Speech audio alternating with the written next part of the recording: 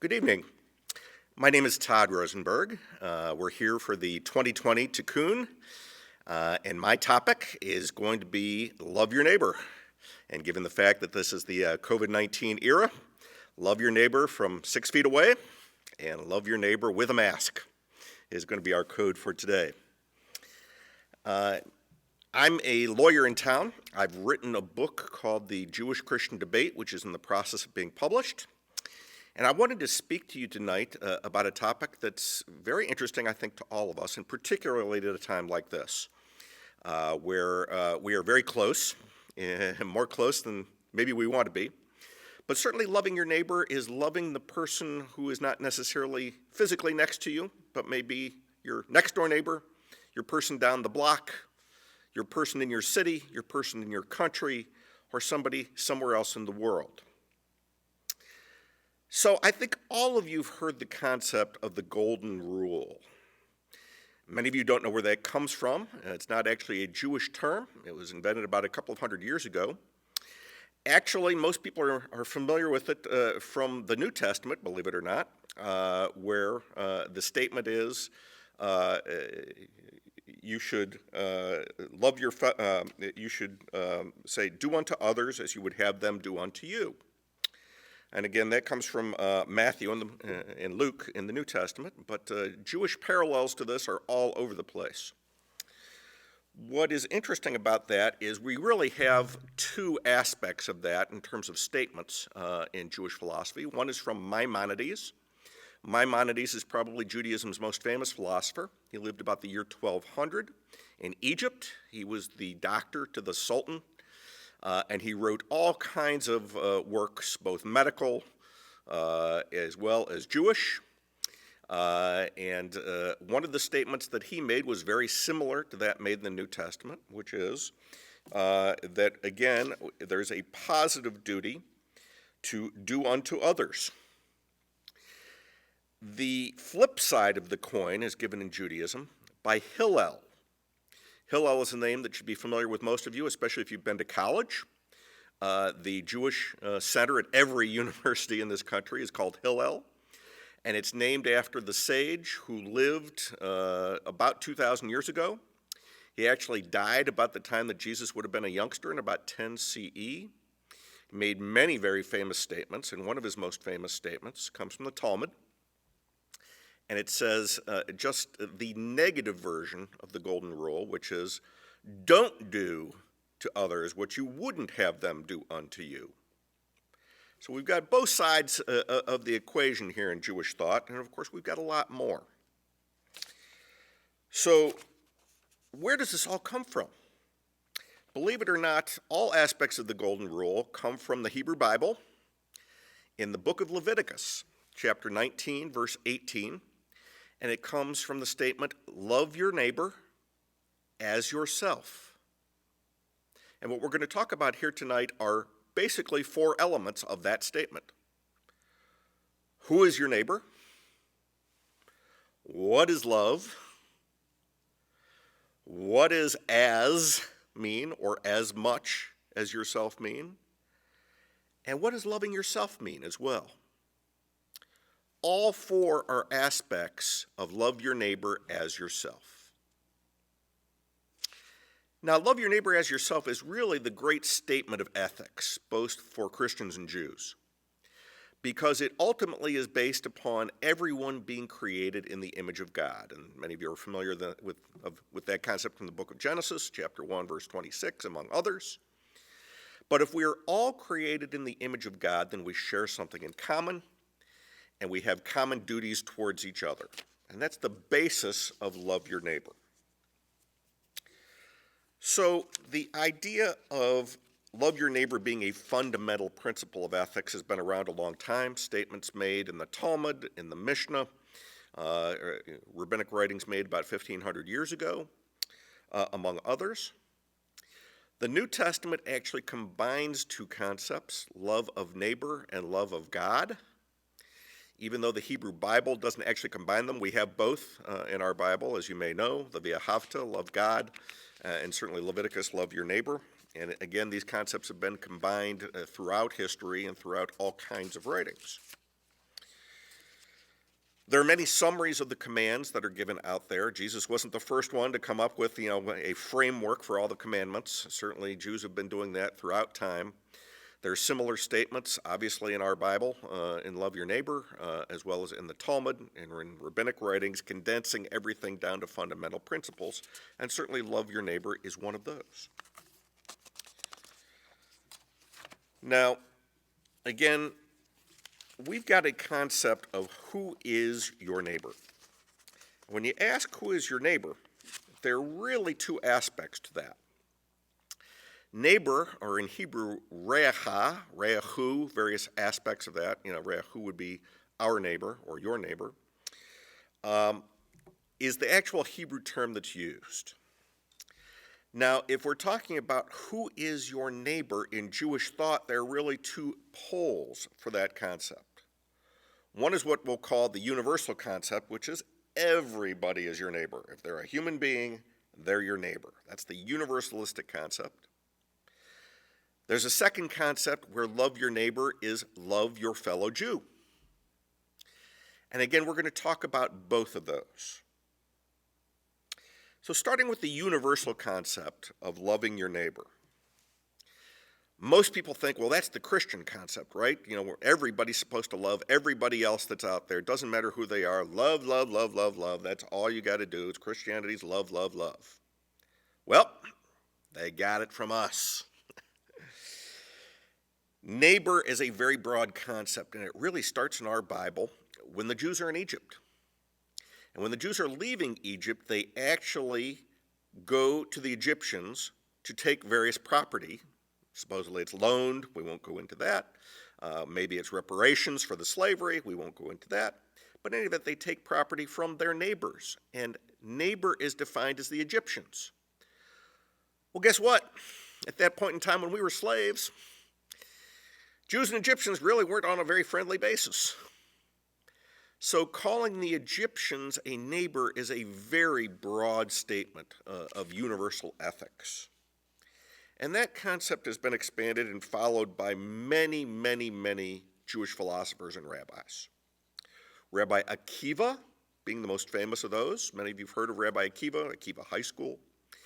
Rabbi Akiva was one of the rabbis who lived about 1,800 years ago.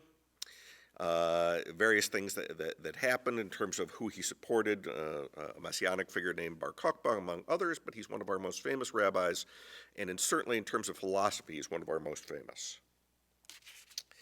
There are many others, and if you were to take a general survey of rabbis today, it basically breaks down like this. Virtually all the liberal rabbis, and when I say liberal, that would mean from the conservative movement, the Reform movement, the Reconstructionist movement, they would all pretty much define neighbor as generically or universally as anyone. Orthodoxy actually splits on this issue. Modern Orthodoxy, starting with basically the founder of modern Orthodoxy in the late 1800s, Samson Raphael Hirsch, went actually liberal on this concept. And he defined a neighbor as anyone, Jew or non-Jew. Many modern Orthodox rabbis have continued that concept today. What you will generally find is, if you study with a Chabad rabbi, or if you study with any of the black hat rabbis that are out there, is that they will generally take the more limiting approach that your neighbor is your fellow Jew, and we'll get to that in a little bit. The concept, at least, of love your neighbor being a broad concept is also supported by the concept of love the stranger in our Bible. And again, that is also in Genesis 19, or pardon me, Leviticus 19. The ger is the stranger, or according to some, the convert. But the ger in terms of the stranger in this concept is we were strangers in Egypt. And since we were strangers, we feel for the stranger, we love the stranger, and the stranger, again, is not our people. It is someone who comes to live with our people. So others that support the universal concept of who is your neighbor, Rashi, many of you have heard of that. He's the father of Jewish commentators, lived about 800 years ago in France. You've got a number of other names that I'll just throw out. The Tosafists, Malbim, Or Chaim, Menachem Hameiri, the former head rabbi of the United Kingdom, Joseph Hertz. Many of you may remember the Hertz Hummus that's still used here as well. Those people generally took the universal concept of who is your neighbor. And again, the idea is, if we're all created in the image of God, we owe the same duties to everyone on that basis. The second aspect is the more narrow aspect of who is your neighbor, and that's your fellow Jew. And you may ask yourself, well, is that too limiting? Should we have our duties exactly the same for all people? Should we have some duties the same for Jews? All duties the same for Jews? And here's the basic theory behind it. Maimonides is the principal name of supporters for the fact that your neighbor is your fellow Jew. And again, those Jews today that support that position will always quote Maimonides. Again, he's 800 years ago, our most famous, probably Jewish philosopher. So the idea is we owe more duties to our family than we do to the general public, right? I think everybody would agree with that. I don't send my neighbor's kid to college. I sent 3 of my own kids to college. They were expensive enough. We do additional things for our immediate families that we would never do for the person next door or the person down the street or the person across town. I think we all understand that our immediate family is one thing and our broader family is also true as well. I will do things for my cousin that I wouldn't do for the person who lives 3 streets away. So that concept has been applied to the Jewish people. And again, we are a people. We are a large family. We started out in the Bible. Our patriarchs, Abraham, Isaac, and Jacob, they turned into 70 people who headed down to Egypt. And again, we started as a clan or a large family. And hey, we're just a 14 million member family right now, but we're a people. But the family concept is what is built in. And so what commentators have said is there are really 2 duties that are owed to Gentiles and to fellow Jews if you take this position. If you want to talk about the duties that are owed to all people, including Gentiles, let's go back to what Hillel said. And Hillel said, don't do to them what you wouldn't want to be done to yourself, the negative view. It's a minimum standard. It's don't harm your fellow human being.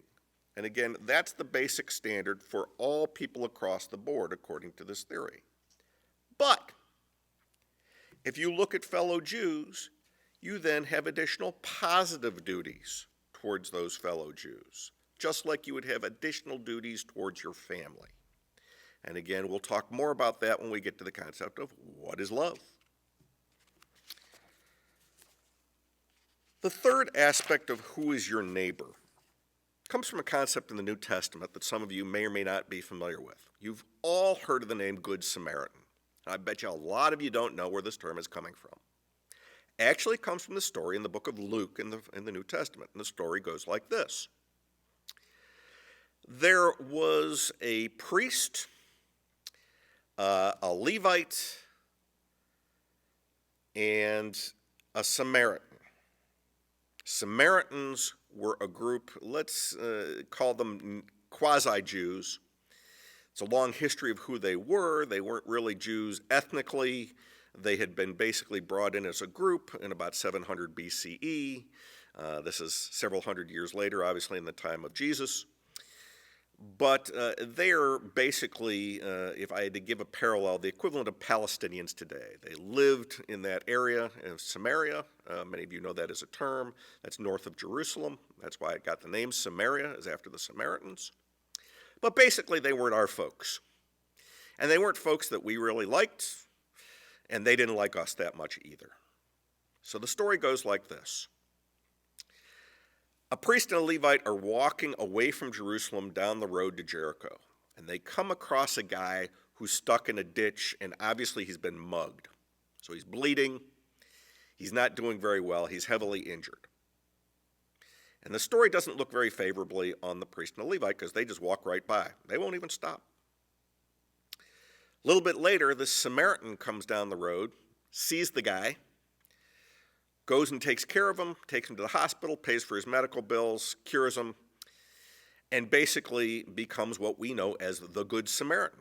He goes to help somebody he doesn't know, and he is praised for doing that, whereas the priest and the Levite are obviously not praised for just walking by. So the moral of the story is a couple of things, and the number one moral is, who is a neighbor? It's anybody who's in need. And who can be a neighbor? Anybody who can help. That, I think all of us would agree with, is a very positive concept. We should all go out there and try and help people who are in need, especially somebody like this guy who's stuck in the ditch, who's just been mugged. What's interesting, and I'll go through it briefly with you, is the critique that's given of the priest and the Levite. Many of you know that there are certain rituals that are applicable in the ancient days to priests and Levites. Again, priests were the people who did the sacrifices in the temple. The Levites were the guys that helped them, basically. There were certain purity laws, and of course this was a dig against the Jews, obviously at the time by the New Testament. Just a couple of things. First of all, these guys were going away from the temple in Jerusalem, so they didn't have the same purity laws. The purity laws only applied if you went back to serve in the temple, so they wouldn't have to worry about helping somebody who was bleeding.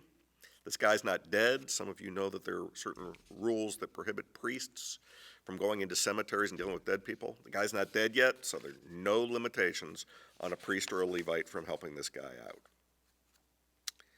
Several other things as well. One of the great stories, I think, that was a counter-narrative to this, which is in the Talmud, which says, even if the high priest on Yom Kippur came across this guy in a ditch, he would have the obligation to help this guy, even if he couldn't go back and conduct the Yom Kippur service and go into the High Holies, the Holy of Holies, in the temple at that time. So that's a pretty powerful comeback on this story. But I think the point of the story is a good one, and that is we should all try and be good Samaritans whenever we get the chance. And again, the concept of being a good Samaritan is a Jewish concept. So what's love? Our second criteria.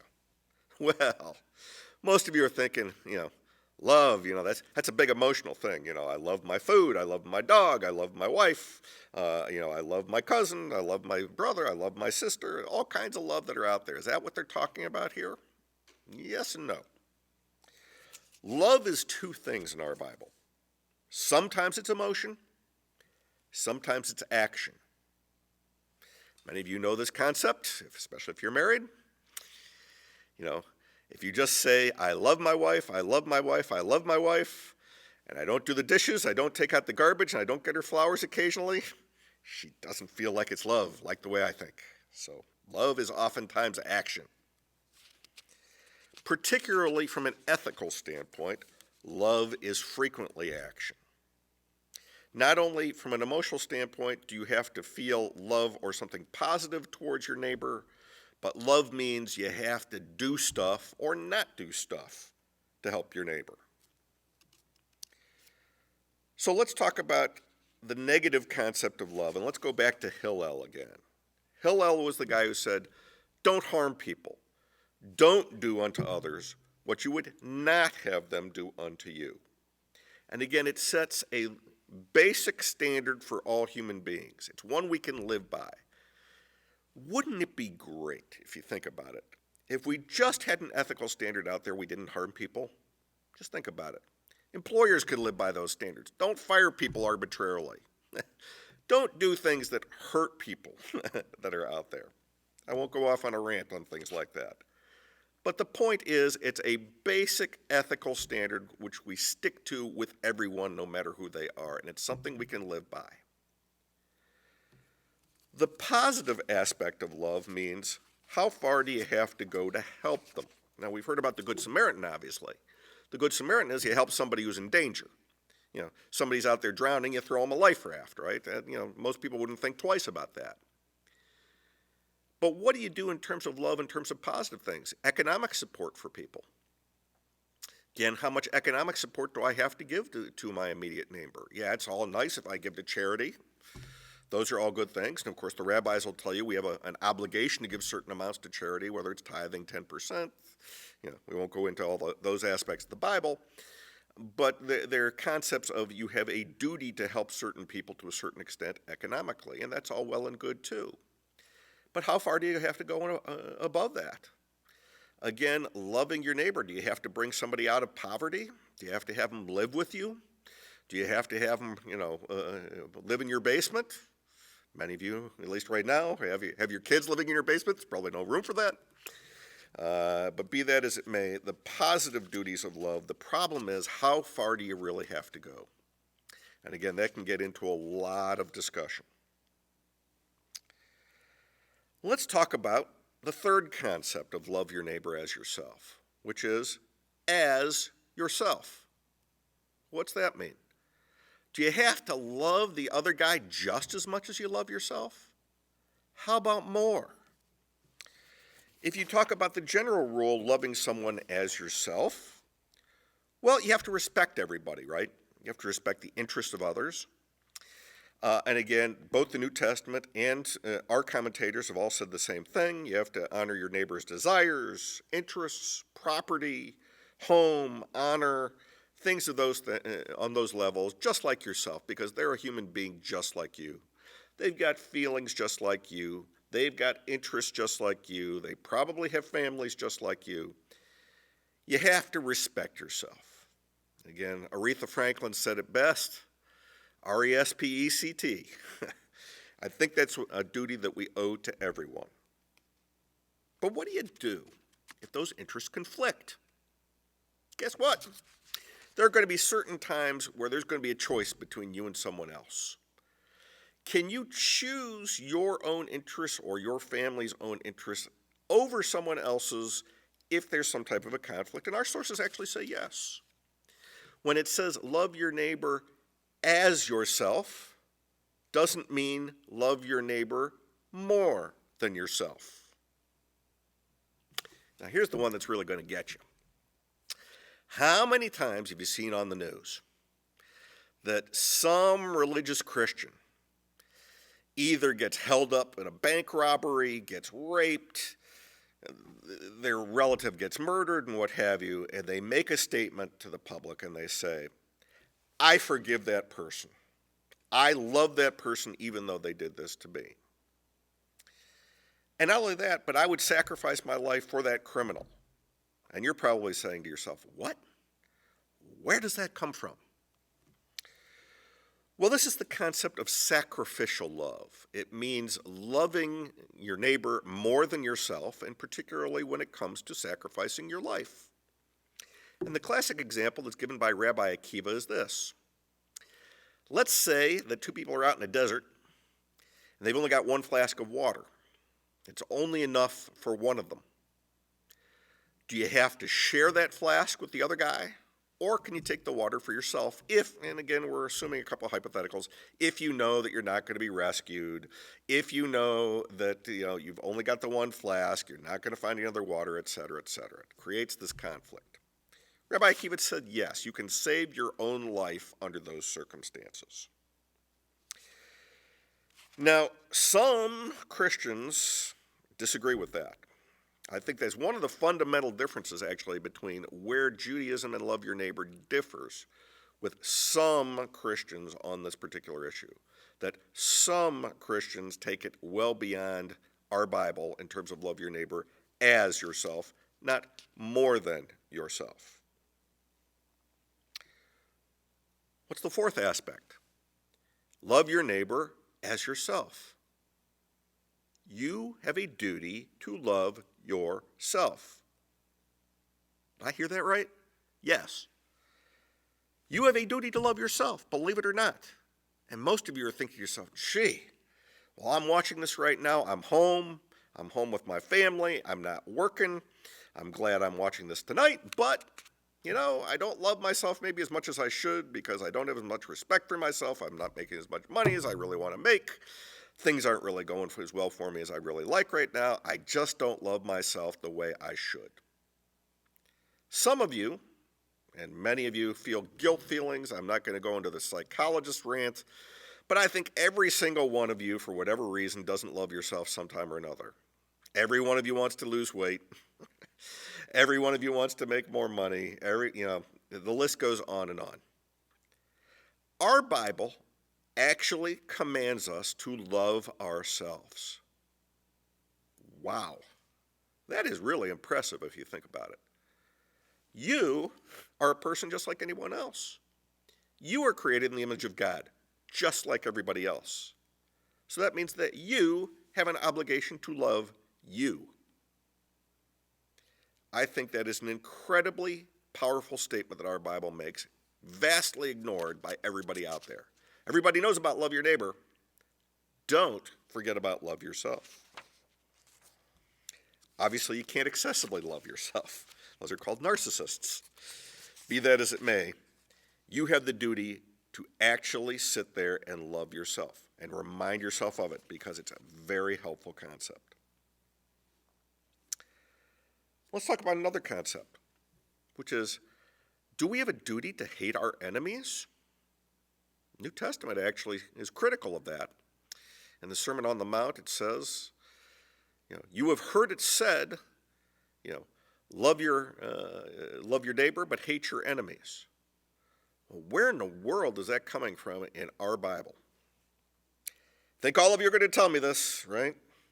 Yeah, I hate my enemies, all right. That guy at work that stole my ID, I hate that guy. That neighbor of mine that makes all the noise, I hate that guy. You could come up with a long list of people you might say, yeah, I hate that guy. Is that the right thing to do, though? Are you actually commanded to do that in our Bible? Or are you commanded to do something differently? And let's face it, folks, all of you know you are not commanded to hate that person. And let's talk about why that's true. First of all, there's no place in our Bible that says hate your enemies. No place that there's a command to hate your enemies. We are commanded to hate evil, though. And again, in your materials, if you want to make reference to those, and again, I've attached about 50 pages of materials, starting on page 34. Hating evil is something that we are designed to do. Again, a number of references in our Bible in Psalms, Proverbs, prophets as well. Most of us recognize that if we go out there in the world and we want to kun olam, repairing the world, we should hate the evil that's going on out there, whether it's political evil, whether it's social evil, whether it's moral evil. There are some evils out there that all of us hate. Pick World War II, pick the Holocaust, pick your evil that you want to hate. There are plenty of them out there. We should be hating evil itself and doing something about it. However, the flip side of the coin is not true. You have no obligation to hate the person committing the evil act. And again, our Bible separates those two concepts. Everyone has the capacity to act in an evil fashion. Some of us more than others, but everyone does it. It's called the evil inclination. And we all know we do some stuff that we're not proud of. But we can separate action from ourselves. And what our Bible tells us to do is hate the sin, not the sinner. Why? Because sinners can repent. Even some of the worst people out there can repent. What's Yom Kippur all about, right? Even the guy who's offended you and done all these things can come up and apologize to you and say, gee, you know what? I did that to you. I'm sorry. So again, we have the capacity to hate evil. We should hate evil. There are a number of things in all of our professional careers we hate that are evil. We can crusade against evil. But against people themselves, don't hate the person. Make sure that that person has an incentive to repent and become a better person. Now, you may think to yourself, well, aren't there places in our Bible where we're supposed to hate all these people? Are we supposed to hate the Egyptians? I mean, my goodness. We spent a couple of hundred years in slavery. Shouldn't we hate them? Actually, no. Places in our Bible and the materials that actually command us not to hate the Egyptians. Well, how about some of those other evil people that are out there in the Bible? Well, these guys, the Edomites, they were actually our brother. You've heard of Esau. There was Jacob and Esau, two brothers. Esau went off to basically form his own people. He actually became a bad guy in the Talmud and other things. And, if you've done some reading about that, you'll find out that some of the bad guys in the future are going to be from Esau or Edomites. Are we commanded to hate them, though? No. Our Bible and the book of Deuteronomy and Amos, one of our prophets, say, don't hate the Edomites. So those are some very impressive concepts that we have in our Bible, that even some of our greatest enemies, we have no obligation to hate. As a matter of fact, our Bible makes some very impressive statements, and I'll simply read a couple of them to you. Our hatred of fellow Jews is obviously condemned, both in the Bible and rabbinic literature. In our Bible, it says, give enemies food and water. Very impressive. Assist their animals. So if they got a dog out there and you don't like the guy, don't be mean to his dog. Return lost property to enemies. Just because you don't like them doesn't mean you can steal from them. And by the way, the Talmud says something interesting, which is, from your own perspective, if there are two people that need help, and one of them's your enemy, help your enemy first. You may think to yourself, well, I'm not going to help that guy. I'd rather help the other guy. Help your enemy. Because you can turn an enemy into a friend. Guilt feelings, and we're Jews, we know about guilt, right? Guilt feelings have a great way of going about changing people's behavior. If you do something nice for someone else, even if they're mean to you, it's hard for them to continue to be mean to you. They rethink it.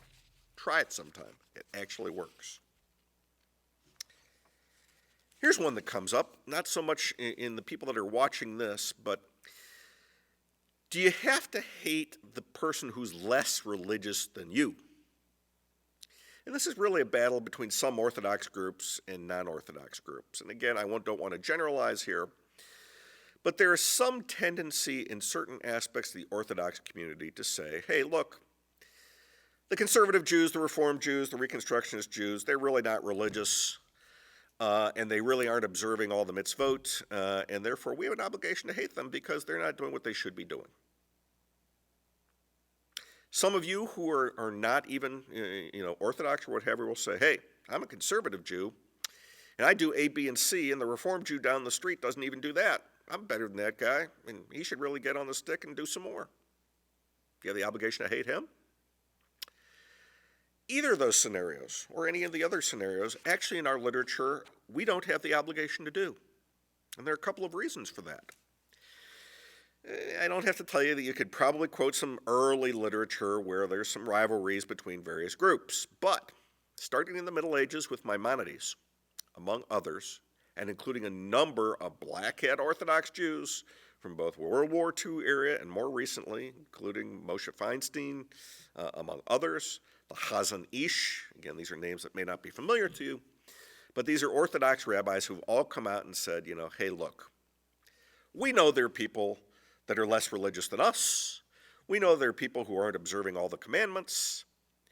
But in the words of the Rebbe, Menachem Mendel Schneerson, the Chabad Rebbe who died in 1994, there are two types of Jews. There are those who are observant, and there are those who are not yet observant. So from an Orthodox standpoint, they can look at it and say, hey, this is a process, right? The rest of the Jews who aren't quite as observant out there, give them time. Have them do some more. It's all good. Let them keep going. Do one thing now, do two things tomorrow, do a third thing next week. It's all good progress. That's one approach. Another approach from an Orthodox perspective is, hey, but for the grace of God go I, to use an expression, probably more of a Christian expression than a Jewish expression, but I think all of you use it too. And that is, nobody's perfect that's out there. Don't judge lest ye be judged. Don't judge hypocritically. Even the most Orthodox Jew out there, violates the commandments. That's why we've got Yom Kippur. So, if you're going to be a sinner and you're not going to keep 100% of the commandments, don't criticize the guy down the street who may keep a few less than you do. Again, there are other reasons as well why we shouldn't hate the less religious. But the bottom line is, under these circumstances, from our perspective, most of the people who are watching this are going to be, we've got to respect each other in each one of our different traditions, right? Some of us, those who are in the conservative movement, are going to observe, more ritual laws, more other types of laws. Some in the Reform movement will observe less, but there's a whole spectrum. I don't have to tell you. I don't care what movement you're in. Many conservative Jews are secular. You name it, we've got it in Judaism, right? We've got 0% to 100% and everything in between. And the bottom line is we have to respect ourselves as Jews. We have to love our fellow Jews. That's what it's all about. We are a people. And that's why we are a family. And because of that family concept, we have that duty to love each other. I'm going to close on an interesting story. And that is, what happened 2,000 years ago? You may say to yourself, well, what's relevant 2,000 years ago? Well, almost 2,000 years ago, our second temple was destroyed. It was a terrible circumstance. We were surrounded by the Roman army back in 70 CE. And the Jews had planned for this. They had enough food stored up for about 21 years. But the problem was, they were Jews, right? Jews disagree. There were basically two groups that were fighting it out. They had a civil war going on in Jerusalem with the Romans surrounding them.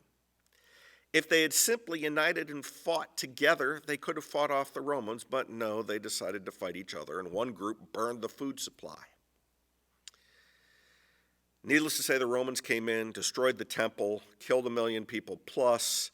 We've been in exile for the last close to 2,000 years, and the rest is history. But what's the message that the rabbis found in that story? They said, guess what?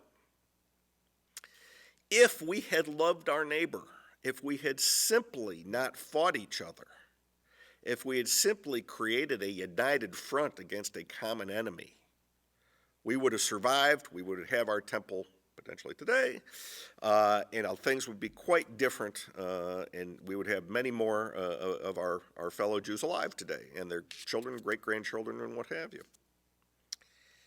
And so the moral of the story that came out of that is loving your neighbor is more important than all the ritual commandments, all the sacrifices, all the everything combined. I think that's a great message for us today. It's a great message for us at all times, but particularly today where we're all stuck at home, many of you watching this from your couches, your offices, what have you. Loving our neighbor is the most important principle we've got as Jews. So let's start, no matter what perspective you come from. Let's start loving your family. Actually, let's start, love yourself, love your family, love your immediate neighbors, love your fellow Jews, love your citizens of the country, love your fellows throughout the world. That's the Jewish message that we need to hear tonight. Thank you very much. And I hope you enjoy a number of the other lectures here tonight.